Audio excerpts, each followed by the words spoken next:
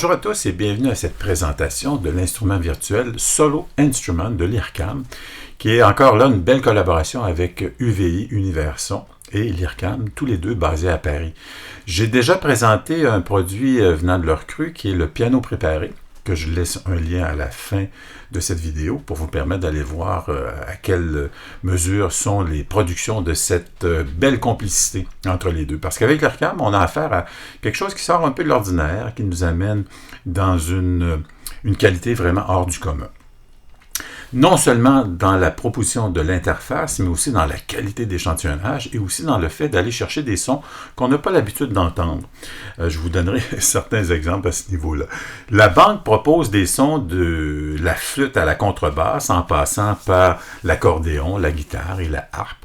Mais évidemment, on peut penser que dans ces instruments, on n'aura pas que les sons de guitare, on aura des sons frappés sur l'instrument, des sons avec l'ongle sur la corde, etc. Des choses qu'on n'a pas l'habitude d'entendre. Je pense à l'accordéon aussi, avec des sons qui vont mettre l'emphase sur le vent, la soufflerie, là, quand on étire et on rétrécit l'instrument pour avoir ce son de souffle. Différentes choses comme ça. Mais ici, donc, je l'ai ouvert avec le lecteur qui sert à la mécanique de ces sons, qui est le UVI Workstation, qui est exclusif donc à la maison UVI, puisqu'il ne sert qu'à jouer les banques de sons qui sont créées par cette compagnie. Donc, je choisis aujourd'hui de présenter surtout l'alto, pour nous permettre d'avoir un instrument à cordes sur lequel on va voir la plupart des choses qu'on va retrouver sur l'application d'à peu près tous les instruments de la banque, avec quelques petites particularités en fonction évidemment de la nature de l'instrument. Voici le tableau d'accueil, voici comment l'interface se présente dans un premier cas à partir du moment où l'instrument est chargé. Moi j'ai chargé ici celui-là qui s'appelle Viola Classical Keys VEL pour alto classique, si on veut, Keys qui tient pour key switch et pour la vélocité. L'écran d'accueil nous propose plusieurs éléments. Le mode d'action polyphonique, monophonique, ici on a quand même plusieurs choix. Vous voyez les gâteaux, portamento, etc. Après ça, nous avons des éléments qui vont concerner, vu que c'est un instrument à cordes avec 4 cordes, si on pense à l'accordage, le Do, le Sol, le Ré et le La. Après ça, en ce qui concerne l'amplitude, qui est l'attaque et le release, donc à quel moment ou de quelle manière le son va évoluer dans le temps. Donc une attaque directe. Je vais aller chercher, un son soutenu.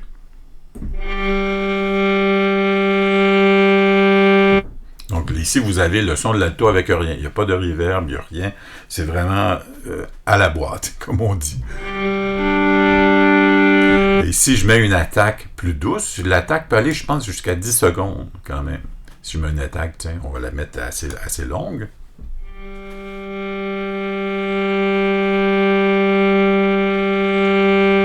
Vous voyez que la nature du son évolue dans le temps à partir du moment où je l'actionne au clavier, je la demande.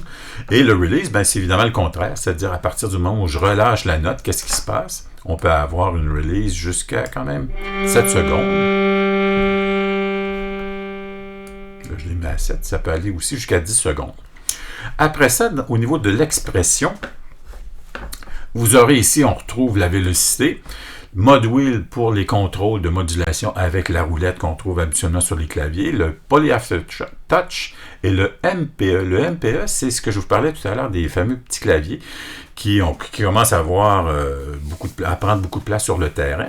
À partir du moment où ils vont être en relation avec notre façon de jouer, c'est-à-dire qu'ils vont répondre au vibrato, ils vont répondre à la densité d'attaque, toutes sortes de choses comme ça, qui vont nous mettre vraiment dans un contexte si on avait à jouer de l'instrument, vraiment dans un contexte de performance.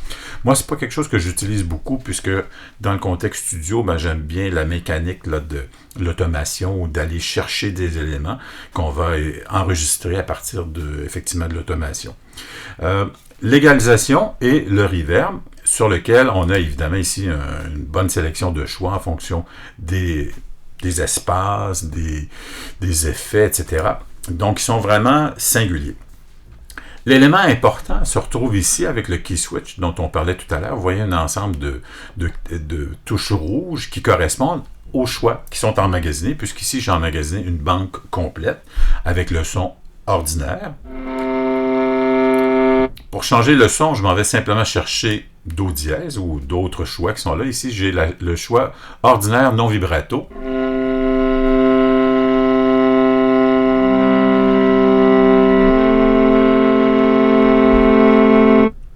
Sur le Ré, on va retrouver trémolo.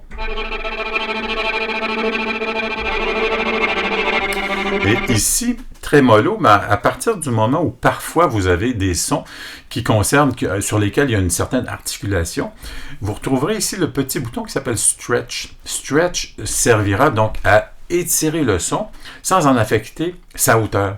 Donc ici, je peux moduler la vitesse du trémolo simplement par ce petit bouton.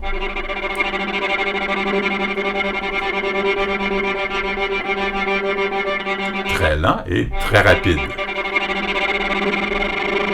Et vous voyez que peu importe évidemment le choix qu'on prend au niveau de la dimension du temps, ça n'affecte absolument pas la hauteur. Donc ce petit bouton Stretch arrivera à partir du moment où on a des sélections de sons qui donnent cette possibilité. Alors sur la touche Mi bémol, on va retrouver le fortepiano. Une attaque vraiment définie. Et sur la prochaine sélection, le Mi, on retrouve sforzando. Donc avec une attaque, mais qu'on garde le son plus présent. Le Fa nous amène staccato.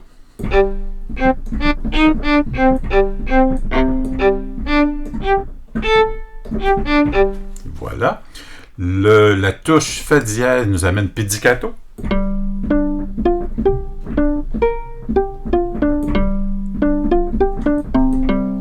Ici, effectivement, comme on l'entend, j'ai aucun effet, j'ai absolument rien. On entend le son vraiment pur de la proposition. Pizzicato sec.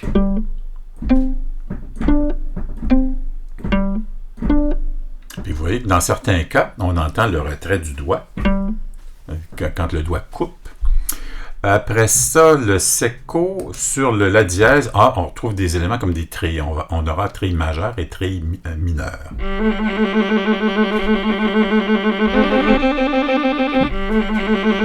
Et le second sera trille mineur.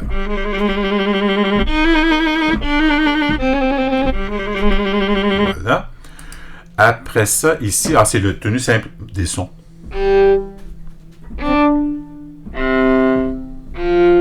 De 0.5 secondes, et après ça, je pense qu'on l'a à 1 seconde, voilà. Une belle tenue.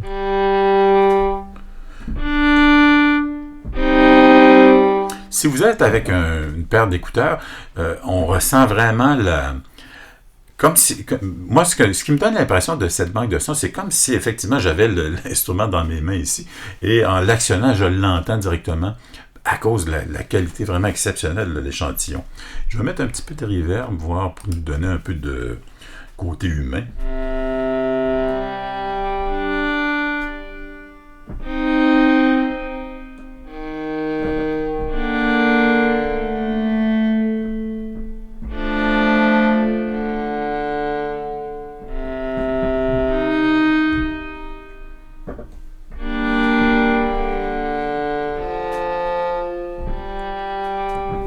Ça ici.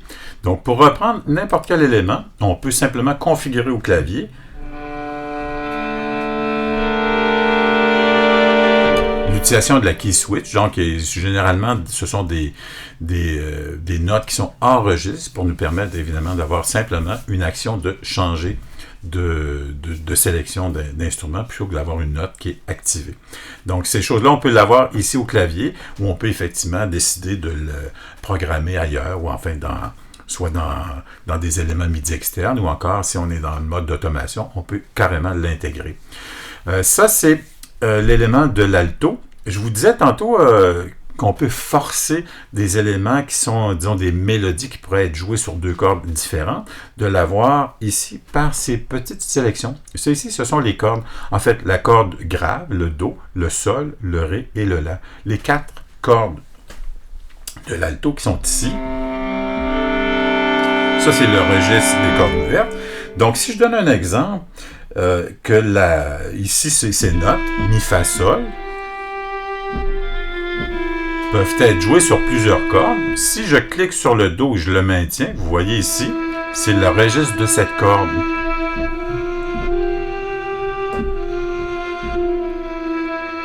Que là, je l'ai forcé à ce qu'il soit joué sur la corde de Do. Et vous voyez que ça donne un timbre plus chaud comparativement ici. Donc ici, il est joué en priorité sur la corde de Ré. Je peux l'avoir aussi sur la corde de Sol.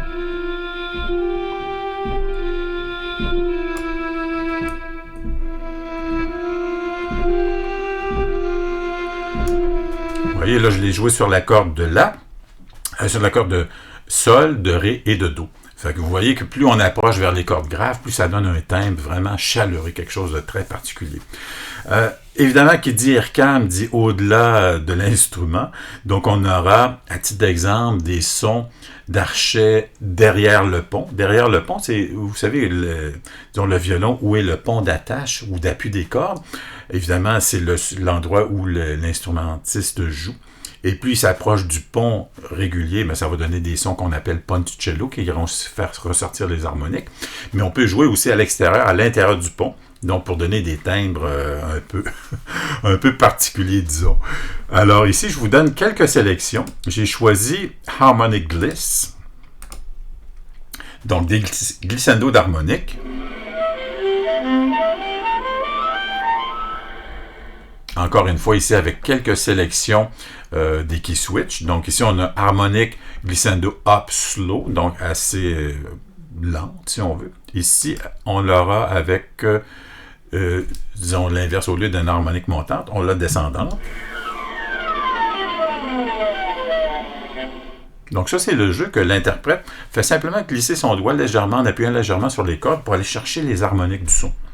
Alors ici, la sélection avec Ré va nous donner une vitesse médium, donc ascendante, descendante ici,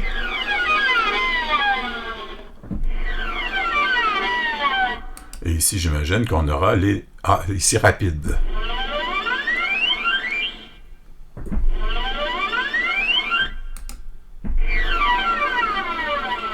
Donc, vous voyez les éléments qui sont... Je ne sais pas si on peut retrouver ça ailleurs. Je ne me souviens pas... bon, je ne connais pas tout ce qui se fait sur le marché, mais c'est ce genre de choses, bon, qu'on n'utilise pas, évidemment, dans toutes les circonstances, mais qui, des fois, quand vous cherchez un élément qui se rapproche à l'orchestre, de ces jeux d'harmonique ascendant-descendant sur la plupart des cordes, ben, on le trouve ici. Je vous parlais tout à l'heure du sul ponticello, qui donne un effet d'archet vraiment très... où on fait ressortir les harmoniques, le voici.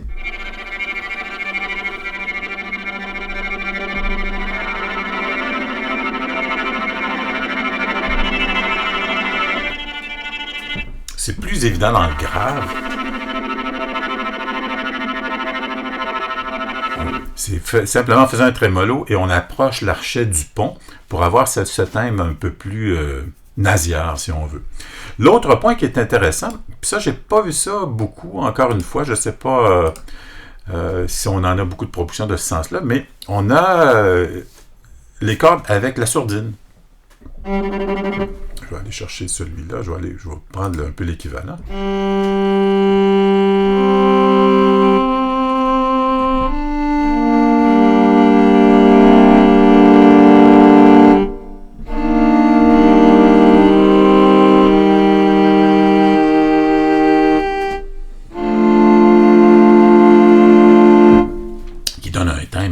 Chaud, encore une fois, plus discret.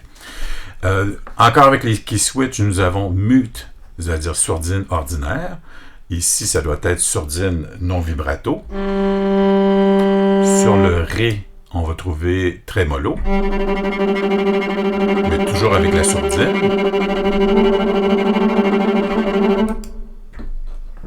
Et ici, vraiment plus vers l'aigu, évidemment.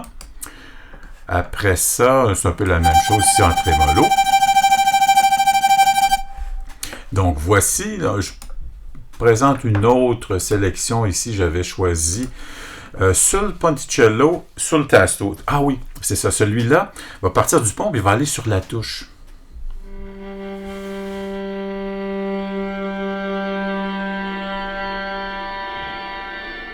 Ben, l'exemple que je donne ici, c'est un peu le contraire. Il part de la touche et il s'en va vers sul ponticello.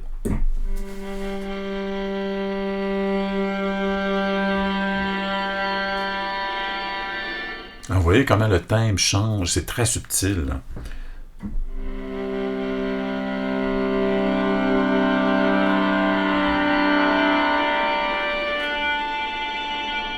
Celui-là ici, on peut avoir encore là, fonction avec le bouton stretch pour étirer la distance que le musicien, enfin que l'enregistrement va prendre de passer d'un timbre à l'autre.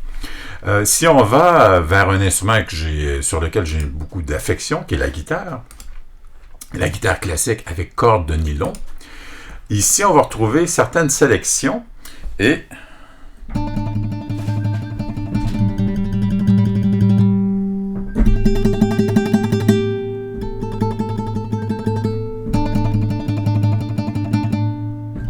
ici le trémolo qui est fait avec un pic ou avec les doigts. Mais vous voyez comment l'instrument réagit bien, puis la qualité d'échantillon, une guitare encore là avec des cordes de nylon. Puis je vais vous montrer, voici ici avec la guitare, voici on a extended, c'est-à-dire eux autres appellent ça des DLO.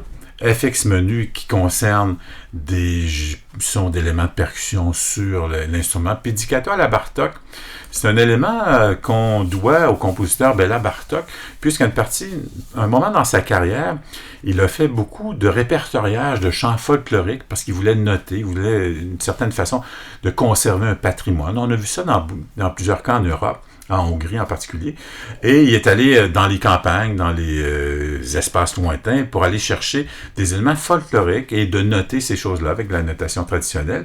Et il a trouvé que les musiciens jouaient d'une certaine façon, surtout avec les cordes, et qui parfois allaient chercher des éléments percussifs, soit en frappant avec l'archet, ou encore là, en étirant sur la corde. Et ça faisait un pids, mais un pids très percussif, puisqu'on levait la corde carrément pour qu'elle vienne frapper sur la touche. Et comme Bartók, c'est lui qui a trouvé une première façon de le noter, on garde un peu sa signature avec disons cette sonorité qui indique le PID à la Bartók. Là, vous l'avez ici. Vous voyez que c'est en étirant la corde, on laisse la corde taper sur le manche.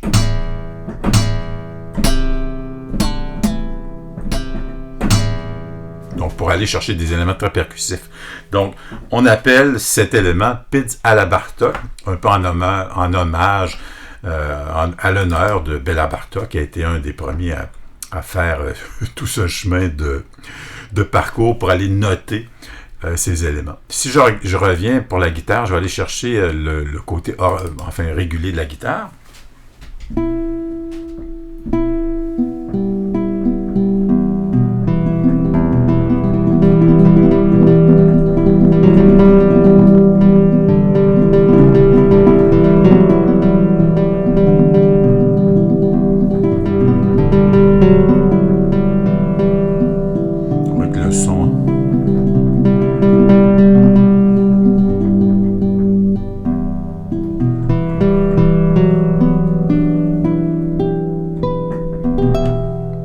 Le son est évidemment très représentatif de la guitare. Je ne sais pas si vous allez le voir ou si vous le voyez à l'écran, mais qui est encore une signature assez symbolique de l'IRCAM et de cette complicité avec UVI, UV Universon. Vous voyez ici, à chaque fois que je vais sélectionner un instrument, on a toujours derrière, très pâle, en tout cas moi je le vois bien ici à l'écran, le registre. Donc ici, on voit que la guitare, son registre, c'est la corde de mi grave qui va jusque vers le la aigu. Et c'est vrai pour à peu près tous les instruments qui nous donnent une référence, effectivement, si j'ai à écrire pour l'instrument, voici les notes, voici le registre, voici ce à quoi ressemble l'instrument. Je vais passer rapidement par le prochain qui concerne la A, qu'on a entendu d'ailleurs sur le petit thème d'ouverture.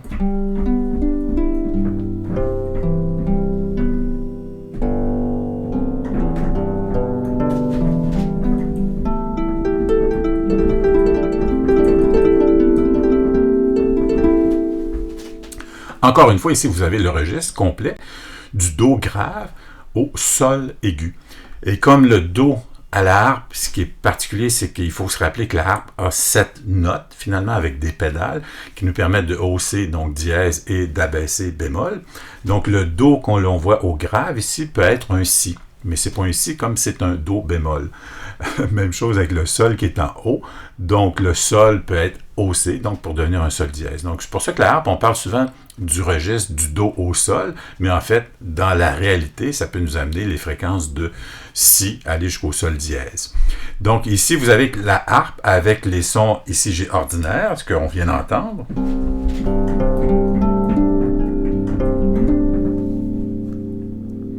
Ici, le prochain choix avec plus doux.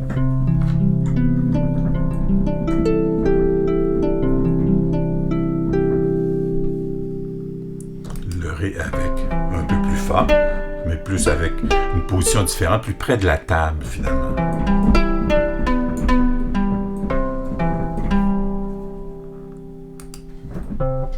Étouffé.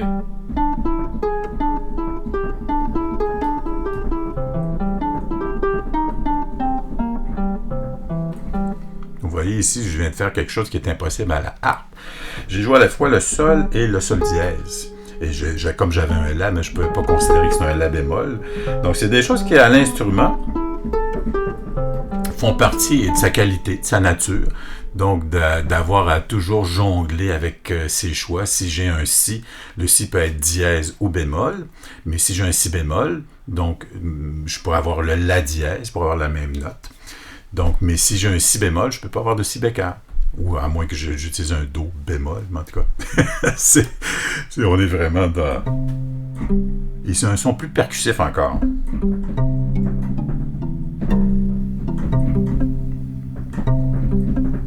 Voilà. Je vous ai fait jouer en guise de, je pense, d'introduction, un petit thème que j'ai fait, mais qui concerne l'utilisation de ces instruments. Donc, vous voyez la harpe ici, quand on prend l'ongle et on le glisse sur la corde.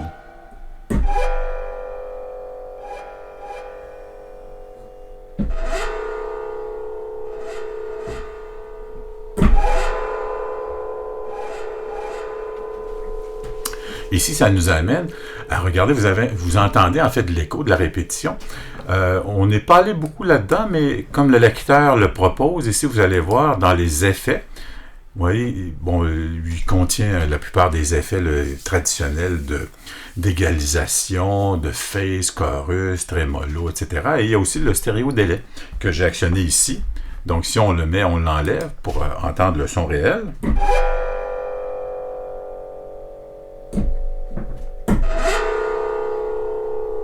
Donc, vous entendez bien la qualité du thème. Et si je vais le mettre en action, donc à gauche 2,34 secondes, à droite 1,75. Et si je mets un feedback un peu plus prononcé, le son va se répéter.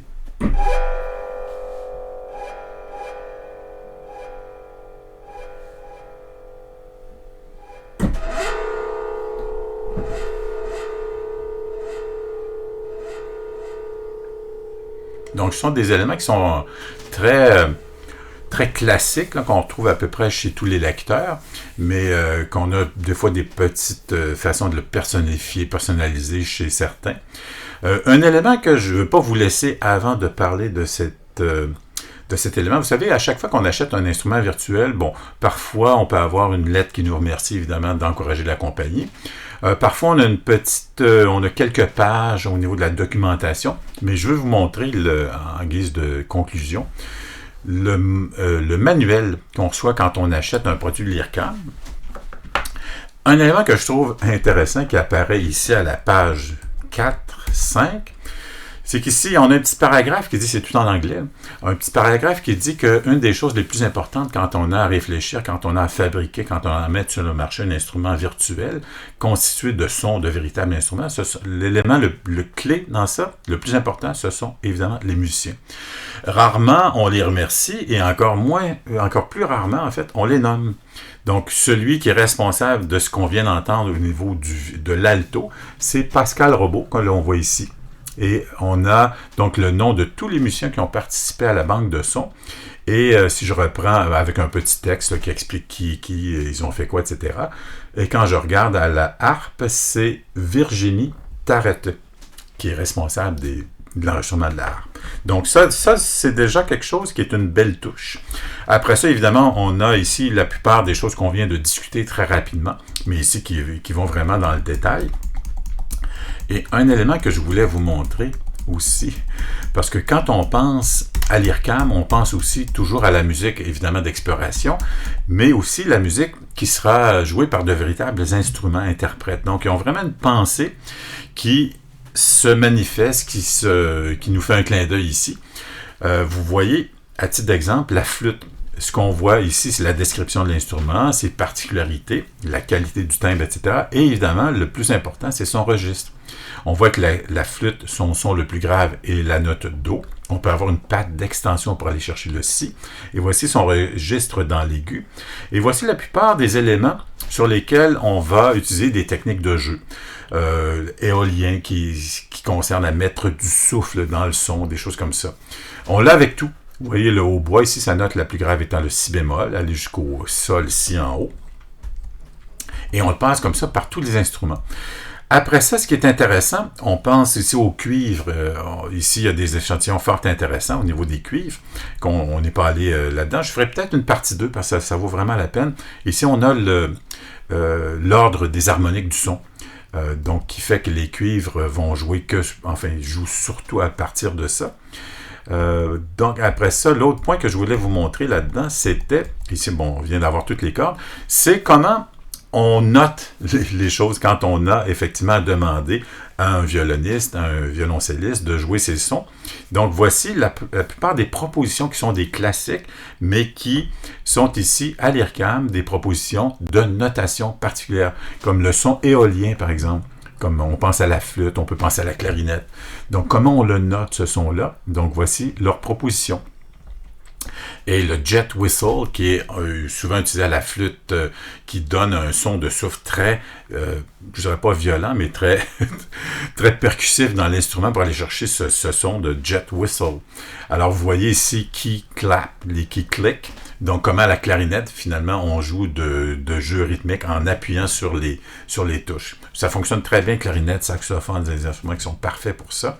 Et aussi, un peu plus loin, c'est des choses qui sont encore là très, très subtiles, les fameux sons multiphoniques. Vous savez que dans certains cas, certains instruments, je pense à la clarinette, le basson, pourront produire des sons harmoniques, c'est-à-dire des sons multiphoniques, en fonction d'un doigté particulier. Donc ici, nous avons l'exemple. Si on veut avoir ce multiphonique, donc qui est appelé libellé C2, donc il va générer les sons La dièse, La 4, Ré dièse 4, plus un peu un Ré 6 à la hauteur 6, un peu mezzo forte. Et vous avez ici les dynamiques potentielles de ces sons. Parce que quand on joue un son multiphonique, c'est un timbre qui est un peu fragile et délicat, c'est-à-dire pas au niveau du rendu sonore, mais au niveau de la mise en action. Donc, est-ce qu'on peut le jouer doux? Est-ce qu'on peut le jouer fort? Certains ne sont que forts, certains ne sont que doux. Alors, voici la proposition de l'IRCAM. Donc, c'est des choses qui sont vraiment uniques. Je vois pas autre personne faire des choses comme ça. Mais ça nous amène à développer une écoute, puis surtout, moi, je me dis, une façon de penser ces instruments complètement différemment. Et quand je vous parlais tantôt des sons qu'on n'entend pas ailleurs, je parlais des sons derrière le pont, sur les cordes, le violoncelle. Quand on va chercher l'archet sur les cordes derrière le pont, ça donne un timbre, je ne dirais pas inquiétant, mais un timbre un peu aigu, presque un sifflement. Et c'est des choses qui, parfois, dans une situation où vous avez de la musique à écrire, où vous avez besoin d'une ambiance un peu particulière, un peu suspensive, intense, ben, c'est peut-être des choix qui vont aller dans la nature de ce que vous devez ou de ce sur quoi vous souhaitez vous rapprocher. Donc, c'est quelque chose un peu d'unique. Moi, je suis tout à fait fasciné par les productions à la fois de cette complicité IRCAM, l'Institut de recherche et de coordination acoustique musique, qui est basé à Paris, et UVI pour Univers Son. Cette collaboration donne des produits vraiment spectaculaires. Celui-ci, c'est la deuxième version où on a vraiment ajouté un bon nombre de key switch, comme on vient de le voir là. La première version, nous avions à peu près la même qualité, le même type d'instrument, avec à peu près le même genre d'approche, mais sans aucune key switch, sans aucune façon de moduler les sons à partir du moment où on veut, au piano, au clavier, faire une performance. Soit c'est un aperçu, une route quand même assez rapide à l'intérieur d'un instrument qui mérite sans doute une prise 2. J'y pense plus je vais faire ça. Une prise 2 où on va peut-être concentrer les efforts sur les cuivres, l'accordéon, des instruments qui sont un peu plus, enfin, l'accordéon plus inhabituel, dans la façon de le penser, donc de l'IRCAM. Je vais mettre toujours ça en contexte aussi. Je vais sûrement faire une prise 2 pour vous donner vraiment une meilleure appréciation de l'envergure, je dirais, d'une proposition comme ça. D'ici là, si vous avez aimé, merci de me le faire savoir, de venir une fois de temps en temps sur mon site, de laisser un pouce pour manifester votre intérêt et surtout votre passage. Vous pouvez aussi retourner sur mon site web denisdion.ca pour avoir un supplément d'informations et vous verrez aussi la plupart des propositions que j'ai actuellement qui concernent toujours les instruments virtuels ou la musique assistée par ordinateur. C'est un domaine, à l'intérieur duquel je sais quand même depuis plusieurs années et je suis encore tout à fait passionné. Passionné par l'intelligence des gens, des fabricants, l'audace, les propositions qu'on a aujourd'hui, c'est tout à fait spectaculaire et fascinant. Donc, je vous remercie de votre écoute et je vous souhaite une bonne suite en espérant une création de plus en plus étincelante, disons-le. À bientôt. Au revoir.